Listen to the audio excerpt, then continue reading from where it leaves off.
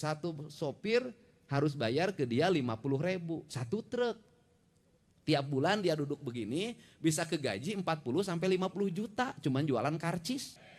Bapak dan Ibu yang saya hormati, para peserta apel Satgas Anti Premanisme yang hari ini berlangsung secara serentak di seluruh Provinsi Jawa Barat. Yang saya hormati Pak Kapolda yang mewakili Pangdam 3 Siliwangi, yang mewakili Kajati Jabar, dan seluruh peserta apel yang berbahagia. Kita memahami bahwa Indonesia mengalami perubahan dari era pertanian menuju era industri, dan itu sudah berlangsung sejak lama. Perubahan itu sesungguhnya harus melahirkan perubahan perilaku hidup manusia antara manusia pertanian dan manusia industri. Manusia pertanian di Karawang misalnya, atau di Bekasi, atau di Subang, atau di Indramayu, itu manusia paling rileks. Kenapa? Dia itu menanam padi musimnya 2-3 kali setahun. Dalam satu musim tanam berumur 40 hari, 120 hari secara umum, tapi rata-rata sekarang sudah 90 hari sampai 100 hari. Itu mereka bekerja secara optimal itu hanya 30 hari. Dari mulai menebar benih, kemudian menanam, membajak, kemudian menyiapkan areal pertanian untuk ditandur, kemudian untuk diramet, istilah orang Sunda. Setelah itu dipupuk, dan hari ke-30 itu sudah hari santai. Setelah 1 bulan padi itu sudah hari santai. Mereka bisa duduk dengan tenang, dengan nyaman, bari ngagere celi, make daun, make bulu hayam, sambil main gapleh mungkin di rumah. Tenang sekali hidupnya. Dan di balik itu mereka mendapatkan aspek-aspek ekonomi tambahan. Ngambil belut, ngambil tutut, kemudian panen petei, kemudian juga nebang bambu, terus mutarnya memang hidupnya tenang. Tetapi aspek industri tidak ada yang seperti itu. Orang harus secara rutin bangun pagi, pulang sore, bangun pagi, pulang sore, tambah lembur. Siang dan malam sudah tidak ada dalam siklus, karena ada yang jam shiftnya masuk jam 10 malam, ada yang jam shiftnya masuk jam 3 dini hari. Sebuah siklus yang dimana manusia menjadi bagian dari produksi, manusia bagian dari industri. Setiap hari orang mengalami ketegangan karena dia harus berproduksi, mengejar target, harus jelas quality controlnya. Setelah itu quality control harus jelas pasarnya. Setelah pasar harus dipastikan barang keluar dari perusahaan dalam keadaan baik. Kemudian masuk kontainer, masuk ke pelabuhan, di perjalanan harus melewati badai, harus sampai tepat waktu pada tujuannya, dan harus dipastikan barangnya diterima. Satu kancing saja beda, itu bisa satu kontainer balik lagi. Itulah kejamnya dunia industri. Karena kejamnya dunia industri harus melahirkan masyarakat yang berpikir produksi. Tidak boleh ada yang nganggur. Karena tidak boleh ada yang nganggur, maka orang harus terlibat dengan proses produksi. Ukurannya adalah profesionalisme dan kepastian.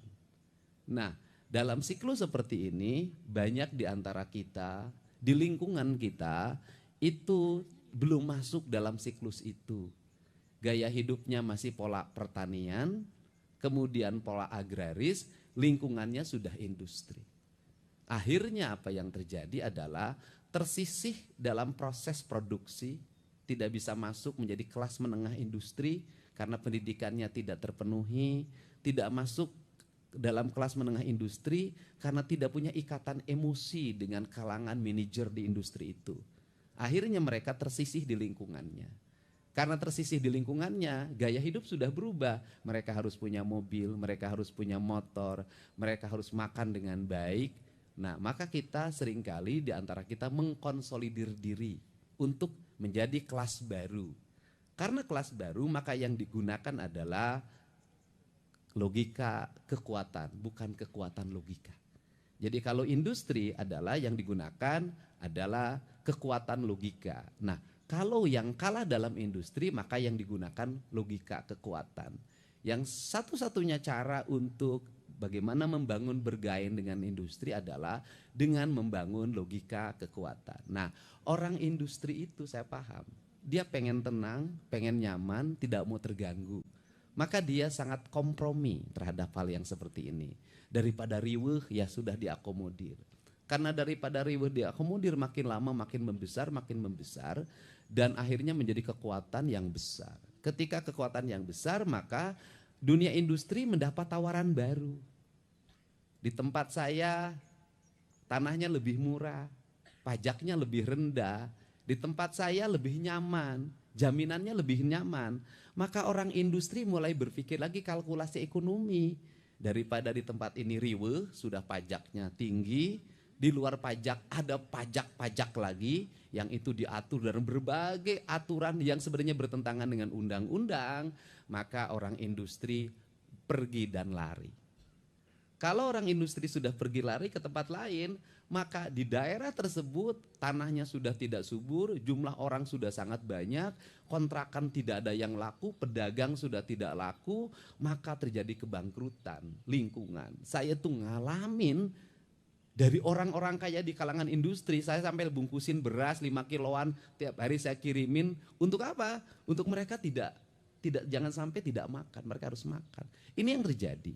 Ini problem. Nah, kenapa saya menyoroti ini? Ini harus diselesaikan karena dalam jangka panjang ini bisa membangkrutkan premanisme itu. Jangankan bersaing antara Indonesia dengan Vietnam, Indonesia dengan negara-negara lain, dengan Tiongkok misalnya. Kita ini bersaing antara Jawa Barat dengan Jawa Tengah saja. Sudah menjadi ancaman. Kenapa? Masuk Jawa Tengah, Kendal. Tanahnya dibuka oleh Pak Jokowi waktu itu adalah tanah milik negara, perusahaan. Dibuka menjadi kawasan industri, jelas dong sewa tanahnya pasti rendah. Kemudian akses misalnya terhadap Pelabuhan Semarangnya lebih dekat. Kemudian upahnya lebih rendah, masyarakatnya lebih jauh, lebih arif dari sisi lingkungan, dekat larinya. Nah, untuk itu kan tidak boleh Jawa Barat mengalami kesuraman karena mismanagement pengelolaan lingkungan. Maka orang harus disadarkan. Maka saya membuat tahapan itu tidak sembarangan. Pertama saya membuat tahapan adalah menyiapkan sumber daya industri baru di Jawa Barat. Apa sih kelemahan orang Jawa Barat itu? Kelemahan Jawa Barat itu ada ITB, tapi orang Jawa Barat kurang yang di ITB itu. Jadi orang Jawa Barat tuh di matematika, di fisika, di kimia, di teknik elektro tuh agak rendah. Untuk itu saya mendorong hari ini untuk anak-anak Jawa Barat, satu kursus sudah saya siapin tuh. Selama 1 bulan sampai 3 bulan, itu kursus untuk jurusan yang dibutuhkan di kawasan industri baru dan kawasan industri lama. Jurusannya otomotif, kemudian elektro dan sejenisnya, fashion. Nah, ini yang pertama. Kemudian yang kedua, saya juga mendorong menyiapkan tenaga kelas baru, yaitu dengan membuat pola pendidikan diploma 4. Ya, D4 itu ada, yang itu nanti dimasukin ke sekolah manajer. Mereka dididik bagaimana cara bangun, cara nyiapin sepatu, cara melipat baju, cara pakai dasi, cara jalan, cara bicara, cara membungkukkan badan, karena calon orang manajer itu disiapin. Nah, targetnya apa? Targetnya adalah dalam waktu, dan satu lagi S1 ya. Kemudian dalam waktu kurun 5 tahun ke depan, maka mereka nanti akan mengisi ruang-ruang industri, bukan hanya di pabrik atau industri di Jawa Barat. Mereka akan ngisi di BUMN, mereka akan mengisi di negara-negara lain yang nanti lahir kelas menengah baru. Sehingga nanti Jawa Barat itu adalah sumber inspirasi bagi tenaga kerja teknik engineering. Nah, kelemahan Indonesia, kelemahan Jawa Barat itu tenaga engineering tidak dibuat perencanaan yang matang. Tiongkok engineeringnya banyak sekali, Amerika banyak sekali, India banyak sekali, Korea banyak sekali. Indonesia ini banyak kan sarjana sosial jurusannya, dan jurusan sarjana sosial tidak berubah-ubah itu. Fakultas ekonomi dari dulu begitu, fakultas hukum dari dulu begitu, fakultas administrasi negara dari dulu begitu, kan gitulah. Nah, sehingga itu kebanyakan menjadi pelanggarnya ASN. Kalau ASN tidak terikat, yang penting sarjana nanti kenaikan golongan jabatan gampang ukurnya. Nah, tapi kalau di tenaga-tenaga teknik seperti ini nggak bisa dengan pola seperti itu. Nah, sehingga ada yang disebut dengan revolusi pendidikan culture Jawa Barat, sehingga perubahan struktur pendidikan dan perubahan perilaku. Nah, sehingga apa sih yang hiripkan? Anak-anak generasi kita baru nanti itu yang ada di lingkungan industri, itu mereka jadi tenaga kelas menengah baru. Kalau sudah jadi tenaga kelas menengah baru, bagaimanapun di dunia industri itu ikatan emosional tuh ada. Kalau dia misalnya menjadi manajer personalia orang kampung A, maka sekampung itu akan dibawa. Saya paham itu. Nah, untuk itu harus banyak dilahirkan. Nah, selain itu, apa sih untuk menurunkan angka premanisme di kalangan industri itu adalah membuat bursa kerja. Ini yang saya tadi sudah menghubungi orang untuk segera menyiapkan. Bagaimana menyiapkannya adalah ada pabrik, ada lingkungan desa, ada lingkungan kecamatan. Di lingkungan kecamatan ini calon tenaga kerja barunya harus segera terdata. Kalau ada lowongan ini nggak usah rame-rame teriak kemana-mana, cukup ini nyari di bursa kerja ini kualifikasinya, kemudian diundang, dilakukan wawancara, tes segala macam. Setelah positif banget dia diterima, kemudian suruh nyuruh dibikin persyaratan.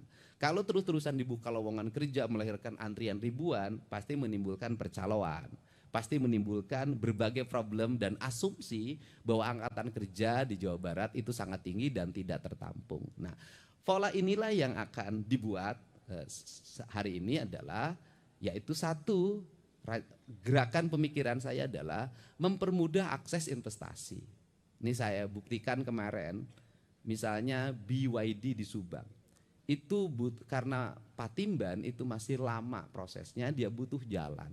Sehingga jalannya dibuat dalam bentuk akses tol yang sifatnya sementara. Mungkin dulu bisa diproses dalam waktu lama. Kemarin hanya 10 menit itu keluar izin menterinya dan siap dibangun. Nah, ini kan percepatan. Nah, kemudian yang berikutnya hari ini adalah orang masih ribut di pembebasan tanah. Kenapa pembebasan tanah ribut? Karena percaloan. Nggak tanggung-tanggung itu di Subang itu. 1 meter ada yang nawarin 20 juta per meter. Pengusaha mana yang mau? Nah, ini harus dipermudah dengan membangun akses. Aksesnya bagaimana? Nanti si pembebas tanah harus bertemu langsung dengan orang yang membebaskan. Gubernur akan memfasilitasi untuk mengundang masyarakat yang punya tanah dan kemudian pengusaha yang akan membebaskan. Kemudian dua-duanya bertemu, silahkan bernegosiasi, bertransaksi tanpa melibatkan pihak lain. Agar apa? Kalau masyarakat menikmati kenaikan harga tanah dan dilakukan penjualan, maka dia bisa menikmati uang. Tetapi dengan sebuah catatan, masyarakat itu harus bisa memanfaatkan uang itu dengan asalnya sawah, cari tempat sawah yang lebih murah dan lebih luas. Dan saya tahu betul itu. Orang Bekasi dulu ketika ada pembebasan, itu mereka memburu sawah yang di Kerawang. Dan sekarang ratusan, mungkin ribuan hektar tanah di Kerawang ini banyak yang dimiliki orang Bekasi. Saya pernah berkunjung ke sebuah desa di Kerawang ini, adalah ada satu desa di mana rakyatnya tidak punya sawah 1 meter pun. Yang punya sawahnya seluruhnya adalah orang Bekasi ini, Pak. Bapak tahu betul orang Bekasi. Nah, ini fenomena yang harus segera diselesaikan. Sehingga kita, saya ucapkan terima kasih juga pada pimpinan Komisi 1, kita juga harus mengidentifikasi negara ini nanti harus menurunkan lagi. Sampai apa menurunkan negara? Berpikir si orang yang punya pembebasan tanah ini, punya uang ini, harus punya skema ekonomi yang akan dilakukan. Kalau nggak punya skema ekonomi yang akan dilakukan, lebaran beli baju, beli mobil, bangun rumah kos-kosan awalnya, ujungnya anaknya tidak bisa bekerja, mereka akan lahir lagi menjadi kelas miskin baru. Sehingga dalam perspektif ke depan ada pemikiran kalau ingin ngadopsi Tiongkok adalah tanah itu tidak dibebaskan. Tapi nggak mungkin Indonesia ini. Tetapi tanah itu dihitung sebagai bagian dari investasi. Karena tanah dihitung sebagai bagian investasi, maka pemilik tanah itu menjadi pemilik modal sebuah industri. Karena pemilik modal sebuah industri, maka pemilik tanah itu menikmati turun dan naiknya produksi. Sehingga bisa puluhan tahun dia menjadi, di dalamnya menjadi bagian dari manajemen. Jadi komisaris, jadi CEO kalau memang punya kemampuannya. Ragam sekali sebenarnya. Dan ini bisa melahirkan masyarakat maju, masyarakat menjadi bagian industri. Nah, ini kerangka dasar. Untuk itu saya ucapkan terima kasih. Hari ini kita berkomitmen bersama, tidak boleh ada lagi yang ecek-ecek. remeh-temeh. Tetapi saya katakan remeh-temeh minta THR ke pabrik, ngajuin proposal ke pabrik. Kalau pabrik itu menjadi tumpahan kemarahan, tidak ngasih, dikejar, tidak ngasih, didemo. Tenaga kerja ditekan, ini ditekan, stres. Tetapi pemerintah juga harus arif. Artinya bahwa penduduk setempat, warga setempat harus menjadi bagian prioritas. Bagaimana skemanya? Skemanya adalah keadilan distribusi pembangunan. Pabrik melahirkan pajak. Sekarang ini walaupun pabriknya di Karawang, kalau kantor pusatnya di Jakarta, bagi hasil pajak PPH-nya di Jakarta.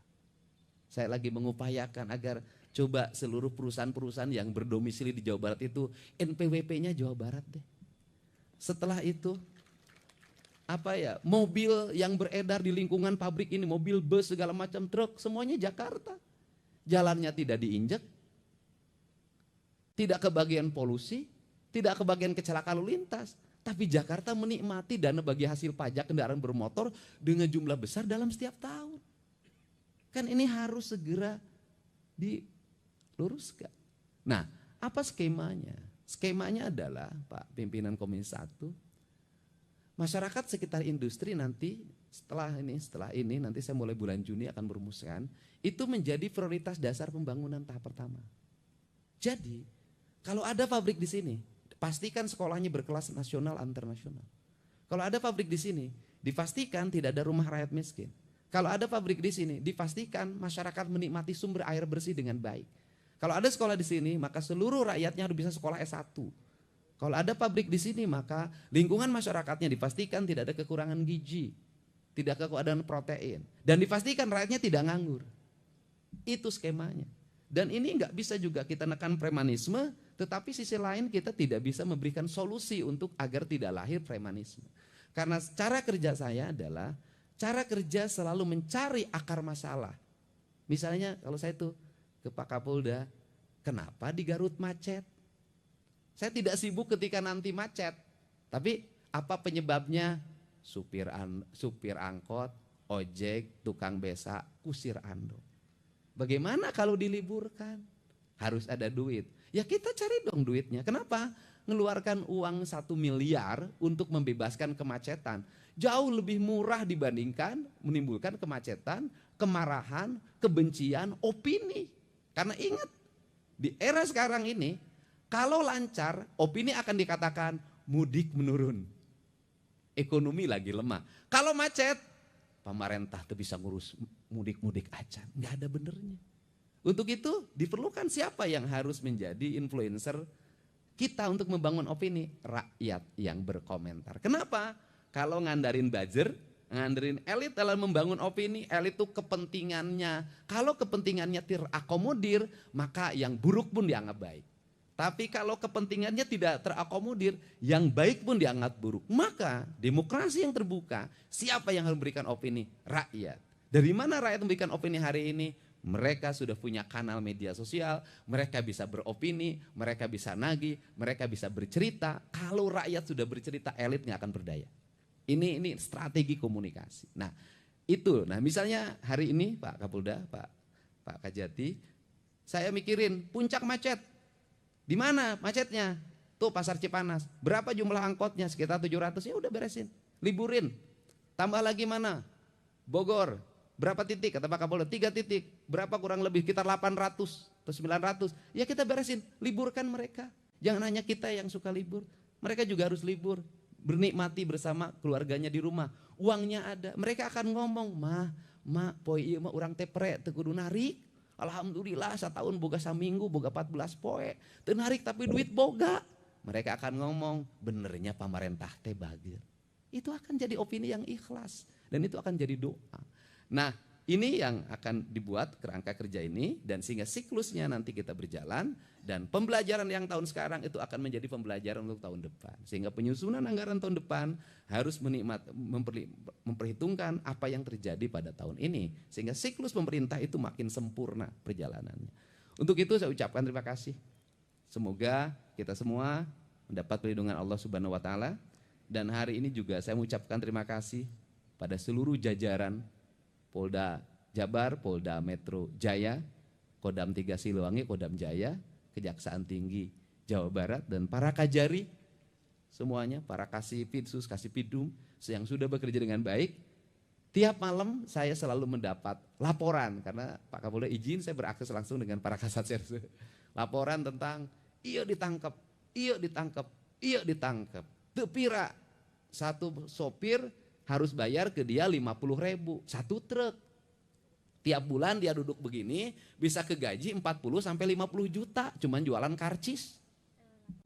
Tepira satu titik, berapa titik? Nah, kalau ini dibersihkan nanti di Jawa Barat menikmati jalannya mulus, rumah-rumah rakyatnya aralus, listriknya menyala, terang, petugasnya ada dalam setiap sudut, masyarakatnya nyaman. Opini akan terbangun sendiri nanti bahwa Jawa Barat adalah provinsi yang paling ramah investasi. Tapi investasinya adalah investasi yang sesungguhnya yang melahirkan regulasi ekonomi. Karena apa? Kelemahan di Jawa Barat, urang Jawa Barat teh babari kaolo, babari katipu, sehingga di Jawa Barat itu banyak sekali korban investasi bodong, kan gitu. Itu yang terjadi. Untuk itu saya ucapkan terima kasih, selamat menjalankan Hari Raya Idul Fitri 1 Syawal 1446 Hijriah, dan saya juga mengucapkan terima kasih pada seluruh petugas tenaga kesehatan, BPBD, Satuan Polisi Pamong Praja, Polri, TNI, dan seluruhnya yang pada saat orang lain menikmati kebahagiaan bersama keluarga, ngadulag, jalan-jalan belanja, besoknya makan kupat bersama keluarga ngariung setelah sholat id, bapak, ibu semua yang bertugas tidak menikmati itu. Ada panona selalu melihat ke setiap sudut, takut ada kemacetan, takut ada kejahatan, dan itu menurut saya ibadah terbesar yang dilakukan oleh seorang aparat. Untuk itu saya ucapkan terima kasih. Wallahu muwaffiq ila aqwamit thoriq. Assalamualaikum warahmatullahi wabarakatuh. Sampurasun.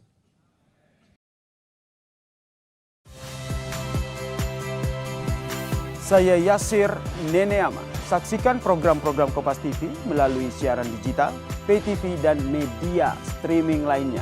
Kompas TV, independen, terpercaya.